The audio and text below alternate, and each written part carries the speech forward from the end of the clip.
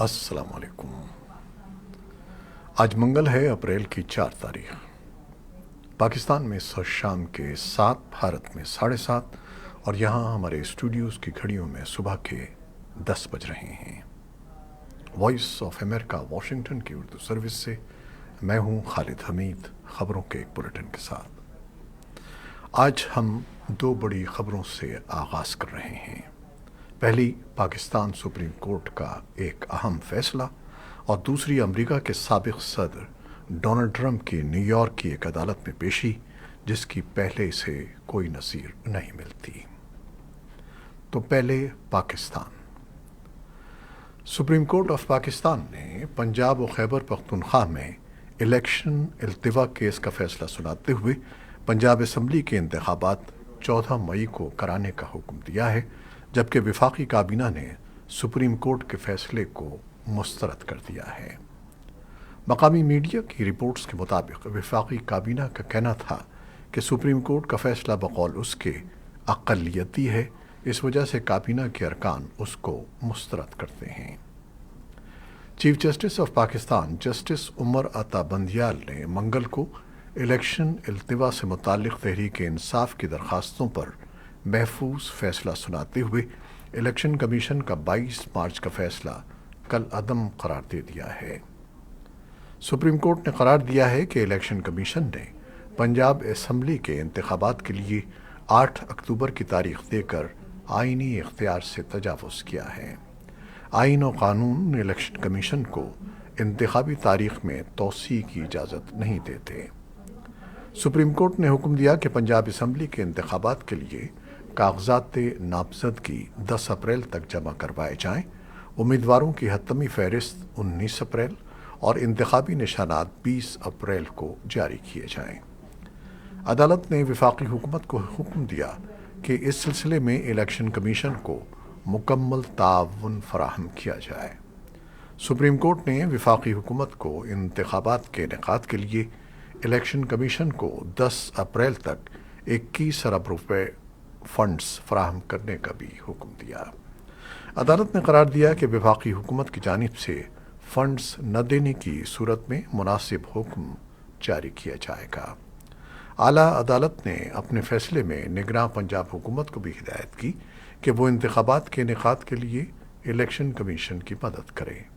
Supreme court نے Khyber Pakhtunkhwa assembly کے انتخابات سے متعلق الیکشن کی تاریخ کے معاملے پر مناسب فورم پر دوبارہ آئینی درخواست دائر کرنے کی ہدایت کی ہے۔ عدالت نے فیصلے میں کہا کہ خیبر پختونخوا میں الیکشن کا معاملہ الگ سے دیکھا جائے گا۔ اور ادھر نیو یارک شہر کی عدالت میں امریکی تاریخ کا ایک غیر معمولی لمحہ منظر عام پر آنے والا ہے۔ سابق صدر ڈونلڈ ٹرمپ آج منگل کو مینہٹن میں سن 2000 خود کو عدالت کے سامنے پیش کریں گے۔ ان پر سن 2016 میں پورن اسٹار کو خاموش کرانے کے لیے رقم کی ادائیگی سے شروع ہونے والے فوجداری الزامات کا سامنا کرنے کے لیے پیش ہونا ہوگا۔ ٹرمپ کو سیکرٹ سروس کی نگرانی میں ٹرمپ ٹاور سے کورٹ ہاؤس تک لے جایا جائے گا۔ حالانکہ یہ واضح نہیں ہے کہ آیا شناختی مقاصد کے لیے ملک کے 45ویں صدر کی تصاویر اور انگلیوں کے نشانات لیے جائیں گے یا نہیں۔ توقع کی جاتی ہے کہ یہ ساری عدالتی کارروائی مختصر دورانیے کی ہوگی، کیونکہ ریپبلکن صدر کی انگلیوں کے نشانات پہلے سے موجود ہیں۔ وہ اپنے خلاف الزامات کو جانتے ہیں اور ایک اپیل دائر کر چکے ہیں۔ توقع ہے کہ وہ فرد جرم سے انکار کریں گے۔ ٹرمپ پروگرام کے مطابق منگل کی شام میں ایک ریلی نکالنے کے لیے اپنے فلوریڈا کے گھر واپس آئیں گے۔ ٹرمپ کسی بھی غلط کام کرنے کی تردید کرتے ہیں۔ صدر جو بائیڈن سائنس اور ٹیکنالوجی کے مشیروں کی اپنی کونسل سے ان خطرات اور مواقع کے بارے میں ملاقات کی تیاری کر رہے ہیں جو مصنوعی ذہانت کی ترقی میں تیزی سے پیش رفت سے انفرادی صارفین اور قومی سلامتی کو لائق ہیں۔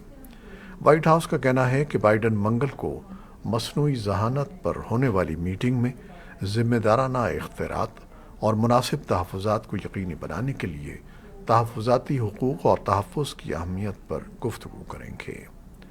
ڈیموکریٹک صدر کانگریس سے بچوں کے تحفظ اور ڈیٹا اکٹھا کرنے پر کمی کے لیے قانون سازی کے مطالبے کا بھی اعادہ کریں گے۔ موسمیاتی ماہرین پچھلے ہفتے طوفانوں کی زد میں آنے والے بیشتر حصوں میں اگلے دنوں میں مزید شدید موسم اور آگ کے خطرے سے خبردار کر رہے ہیں۔ جمعے کو شروع ہونے والے شدید طوفانوں نے 11 ریاستوں میں بگولوں کو جنم دیا تھا۔ امریکی موسمیاتی ماہرین کا کہنا ہے کہ شمال مشرقی میزوری سے جنوب مشرقی آئیووا اور مغربی وسطی ایلینوائے تک منگل کے دوپہر اور شام کے لیے مزید شدید موسم کی پیشگوئی کی گئی ہے۔ اوکلاہوما، ٹیکساس، نیو میکسیکو اور کولوراڈو کے کچھ حصوں میں آگ کا خطرہ بدستور زیادہ ہے۔ جمعے کو اوکلاہوما میں جنگل کی آگ سے 40 سے زیادہ گھر تباہ ہو گئے تھے۔ امریکی فوج نے کہا ہے کہ شمال مغربی شام میں امریکی زیر قیادت اتحاد کی طرف سے کیے گئے ایک ڈرون حملے میں داعش کا ایک سینئر رکن مارا گیا ہے جو یورپ میں حملوں کی منصوبہ بندی کا انچارج تھا۔ امریکی فوج کے ایک بیان میں پیر کو حملے میں ہلاک ہونے والے شخص کی شناخت خالد عید احمد الجبوری کے نام سے کی گئی ہے۔ فوجی بیان میں مزید کہا گیا ہے کہ اس کی موت سے تنظیم کی بیرونی حملوں کی منصوبہ بندی کرنے کی صلاحیت میں عارضی طور پر خلل آئے گا۔ یہ حملہ شمال مغربی شام میں القاعدہ سے منسلک عسکریت پسندوں اور داعش کے سینئر ارکان پر حملوں میں تازہ ترین سلسلہ تھا۔ طالبان فورسز نے گزشتہ رات شمالی صوبے بلخ اور جنوب مغربی صوبے نیمروز میں داعش کے ٹھکانوں پر حملے کیے ہیں۔ طالبان ذرائع کے مطابق ان کارروائیوں کے نتیجے میں داعش کے کئی جنگجو ہلاک اور زخمی ہو گئے۔ طالبان کے بلخ پولیس کے ترجمان محمد آصف وزیری کے مطابق صوبے بلخ کے ضلع نہر شاہی کے علاقے کارت نسیم میں طالبان کی فورسز کی کارروائیوں کے دوران داعش کے 6 جنگجو مارے گئے۔ اس کے علاوہ طالبان نے کل رات ایران کی سرحد سے ملحق صوبے نیمروز کے دارالحکومت زرنج کے علاقے معصوم آباد میں داعش خراسان کے خلاف ایک اور آپریشن کیا، لیکن کسی جانی نقصان کے بارے میں کوئی اطلاع نہیں ملی، اور طالبان حکام نے بھی اس واقعے پر ابھی تک کوئی تبصرہ نہیں کیا ہے۔ اقوام متحدہ کی تنظیم برائے انسانی حقوق اوچا کا کہنا ہے کہ بارودی سرنگوں سے متعلق آگاہی اور مائن ایکشن میں مدد کے عالمی دن کے موقع پر ان جانوں اور زندگیوں کو ہمیشہ کے لیے یاد رکھا جائے گا جو دھماکہ خیز آلودگی کا شکار ہوئیں۔ 1989 کے بعد سے تقریباً 57,000 افغان شہری بارودی سرنگوں سے ہلاک یا زخمی ہو چکے ہیں، اور افغانستان میں جنگ کی باقیات اور بارودی سرنگوں کے ایکشن پارٹنرز نے 19 ملین سے زیادہ بارودی سرنگوں کو صاف کیا ہے، لیکن ابھی 4,150 سے زیادہ سرنگیں باقی ہیں جو کمیونٹیز بالخصوص بچوں کے لیے ایک مہلک خطرہ ہیں۔ افغان ڈی مائننگ ایجنسیوں کے مطابق اب بھی ہر ماہ 125 افراد افغانستان میں بارودی سرنگوں اور دھماکہ خیز آلات کا نشانہ بنتے ہیں۔ بارودی سرنگوں سے متعلق آگاہی اور مائن ایکشن میں مدد کے عالمی دن کے موقع پر ایک پیغام میں اقوام متحدہ کے سربراہ اینتونیو گوتریس نے کہا کہ جب سڑکوں اور کھیتوں میں کان کنی کی جاتی ہے تو امن کو خطرہ ہوتا ہے، اور جب مٹی میں دبے ناکارہ بم اچانک پھٹ جاتے ہیں اور کھیلتے ہوئے معصوم بچوں کی جانیں لے لیتے ہیں تو یہ انتہائی دکھ اور تکلیف کا لمحہ ہوتا ہے جس کا سدباب ہونا چاہیے اور ان قیمتی جانوں کو بچانا چاہیے۔ پنجشیر کے خنج ضلع میں دشت روات کے علاقے میں پیر کی صبح ایک لڑکوں کے اسکول کو آگ لگا کر تباہ کر دیا گیا۔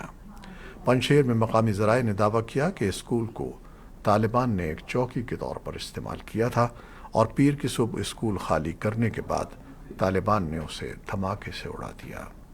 تاہم صوبائی گورنر کا ترجمان ابو بکر صدیقی نے کہا کہ آگ گیس سلنڈر پھٹنے سے لگی ہے۔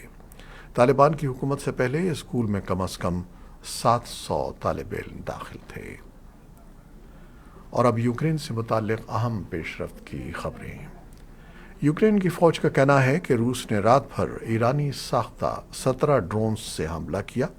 यूक्रेनी फोर्सेस ने उनमें से 14 को तबाह कर दिया।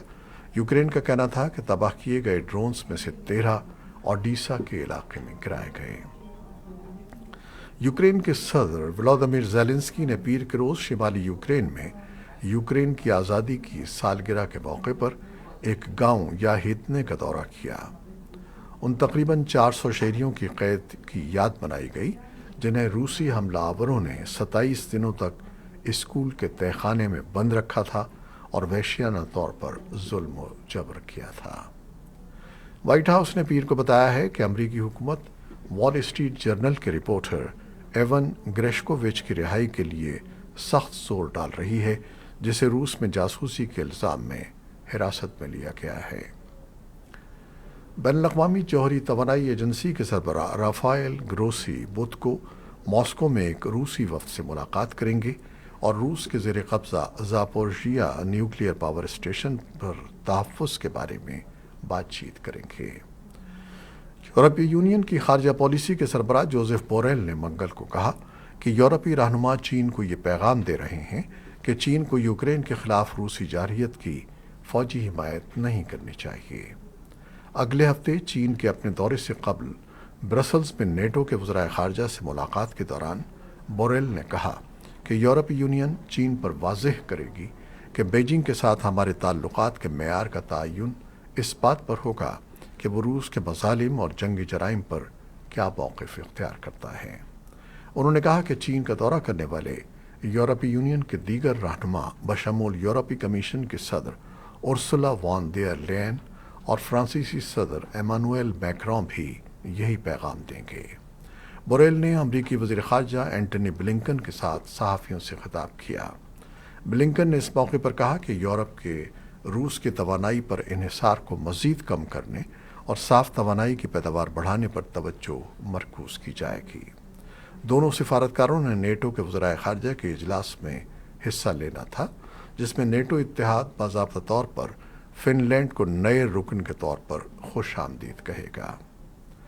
फ़िनलैंड मंगल को नेटो में शामिल हो रहा है, जिसके बाद वो फ़ौजी इत्तेहाद का 31वां रुकन बन जाएगा। तुर्की, जो फ़िनलैंड की रुकनियत की तौसीक़ करने वाला आखिरी मुल्क था, दोपहर को अपनी सरकारी दस्तावेज़ात अमरीकी वज़ीर ख़ारजा एंटनी ब्लिंकन के हवाले करेगा। नेटो के वज़राए ख़ारजा इस मौके पर ब्रसल्स में जमा होंगे। नेटो हेडक्वार्टर्स में फ़िनलैंड के झंडे को दूसरे अरकान के झंडों के साथ शामिल करने के लिए परचम कुशाई की एक तकरीब मुनक़िद होगी। रूस पहले ही खबरदार कर चुका है कि अगर नेटो ने वहाँ कोई इजाफी फ़ौजी या हथियार तैनात किए तो वो उसके साथ अपनी मुश्तरका सरहद पर अपने दिफा को मज़ीद करेगा। ये थी वो ख़बरें जो फेसबुक लाइव पर हमने आपके लिए पेश की। हमारी वेबसाइट, यूट्यूब और पॉडकास्ट पर ये बुलेटिन आपके लिए पोस्ट कर दिया जाता है। आप हमारे बुलेटिन को शेयर करते हैं और अपने कमेंट्स में अपनी मोहब्बतों और दुआओं का इजहार करते हैं, जिसके लिए हम आपके बेहद ममनून हैं। अपनी इन काविशों को जारी रखिएगा। कैमरामैन सैयद असफर इमाम और न्यूज़ एडिटर कमर अब्बास जाफरी के साथ खालिद हमीद को अब इजाज़त दीजिएगा। अल्लाह हाफ़िज़।